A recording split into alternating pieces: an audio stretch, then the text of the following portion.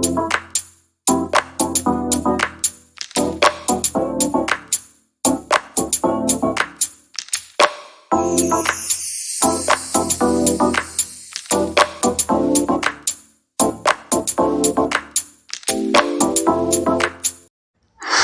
ఎవరాన్, welcome to Navneet food. బయట street స్టైల్లో దొరికే క్రిస్పీ ఫిష్ ఫ్రైని ఇంట్లో ఏ విధంగా చేసుకోవాలో చూపిస్తాను. ఈ ఫిష్ ఫ్రైని చారన్నం తింటున్నప్పుడు సైడ్ డిష్గా పెట్టుకుంటే సూపర్గా ఉంటుంది. మరి ఈ క్రిస్పీ ఫిష్ ఫ్రైని ఎలా చేసుకోవాలో చూద్దామా? Let's start the video. ఒక మిక్సింగ్ బౌల్లో ఒక పావు టీ స్పూన్ పసుపు, 1 tea spoon Kashmiri red chilli powder, చేప ముక్క కొంచెం కలర్ఫుల్గా కనపడడానికి వేస్తున్నాను.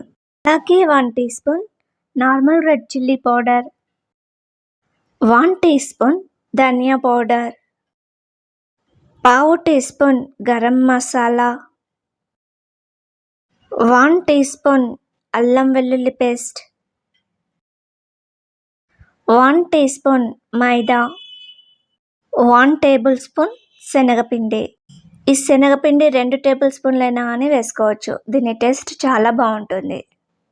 అలాగే 2 టేబుల్ స్పూన్లు కార్న్ఫ్లోర్,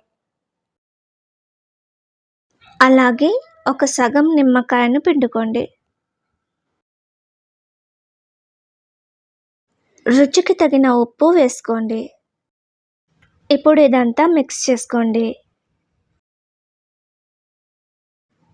ఇలా మిక్స్ చేసుకున్నాక చేప ముక్కలకు పుయ్యడానికి వీలుగా ఉండేటట్టు 1 టేబుల్ స్పూన్ల దాకా ఆయిల్ని వేసుకోండి. తర్వాత ఈ పేస్ట్ని బాగా మిక్స్ చేసుకోండి. ఈ పేస్ట్ మనకు చికెన్ పకోడీకి వేస్తున్నట్లుగా చాలా థిక్గా ఉండాలి. ఈ పేస్ట్ లూజ్గా కాకుండా చూసుకోండి.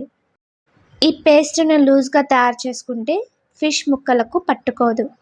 ఇలా మనం ఈ పేస్ట్ని రెడీ చేసుకున్నాక చేప ముక్కలకు పట్టించుకోవాలి. ఈ చేప ముక్కల థిక్నెస్ ఒకసారి చూడండి. ఇవి మరీ పల్చగా కాకుండా అలా అని లావు ముక్కలుగా కాకుండా ఇలా మీడియం థిక్నెస్గా ఉండాలి. ఇప్పుడు మనం రెడీ చేసుకున్న పేస్ట్ని ఈ చేప ముక్కలకు పట్టించాలి. ఈ పేస్ట్ను చేప ముక్కలకు ఇలా నేను చూపిస్తున్నట్లుగా పైన కింద సైడ్స్లో అంతా పుయ్యాలి. చేప ముక్కలకు నేను చూపించినట్టుగా మసాలా పట్టించిన తర్వాత వీటికి ఒక 15 మినిట్స్ రెస్ట్ ఇవ్వండి. ఒక 15 మినిట్స్ తర్వాత ఇలా లోతుగా ఉన్న కడాయిని తీసుకోండి.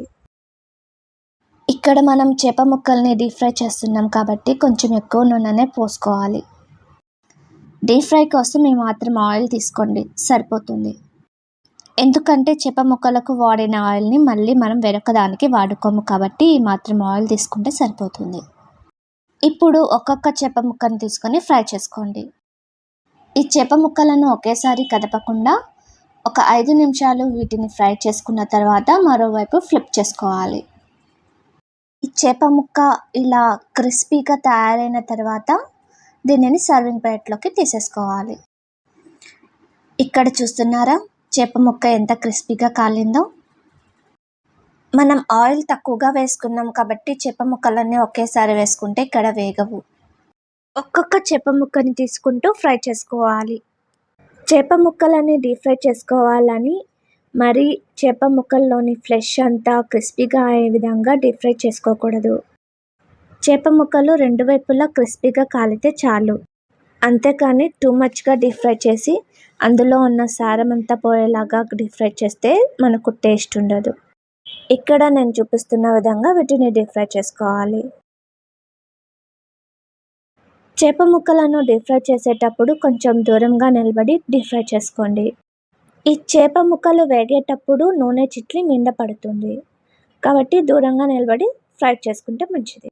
ఈ చేప ముక్కలను ఎంతవరకు డీప్ ఫ్రై చేసుకోవాలంటే ఇవి వేగేటప్పుడు వచ్చే నీటి బుడగలు తగ్గేంత వరకు డీప్ ఫ్రై చేసుకోవాలి. ఇక్కడ చూపిస్తున్నట్లు క్రిస్పీగా ఫ్రై చేసుకోవాలి. ఓకే ఫ్రెండ్స్, ఫిష్ ఫ్రైని వీటి మసాలాలు విడిపోకుండా ఎలా డీప్ ఫ్రై చేసుకోవాలో చూసారు కదా. ఈ రెసిపీని మీరు తప్పక ట్రై చేసి మీకు ఎలా వచ్చిందో నాకు ఫీడ్బ్యాక్ ఇవ్వండి. మరో కొత్త రెసిపీతో మళ్ళీ కలుస్తాను. అంతవరకు బాయ్.